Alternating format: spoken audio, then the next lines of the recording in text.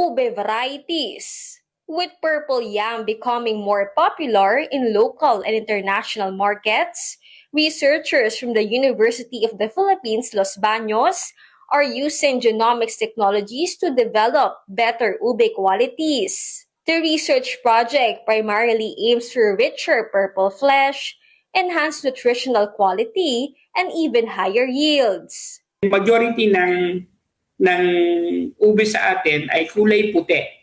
Merong cream, merong yellow, and merong kaunti lang yung purple.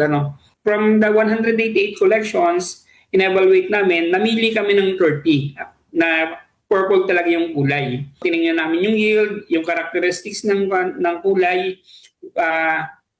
and from that, nakapili kami ng best 10. Lahat ng mga desirable characteristics ng ube dapat makuha natin. Using morphological and molecular analysis, the study found some accessions with favorable tuber shape and great yield performance. Among this is Kinampay, one of the top ube varieties in the country, predominantly found in Bohol. So this is considered as the queen of Philippine yam. Kasama to sa selections namin. And yun yung aming parang check variety. Doon namin kino-compare yung mga selections namin. Dapat ay ang Kinampay, mapataas natin yung yield, maging resistant siya doon sa disease. I-treat namin yung mga dahon, single leaf cuttings nung halaman para mag-mutate. Medyo mababa kasi yung yield ng Kinampay. So around 20 tons per hectare. Pero may mga selections kami na umaabot ng 60 tons per hectare. Some of these were already planted last April and expected to be harvested in February 2027.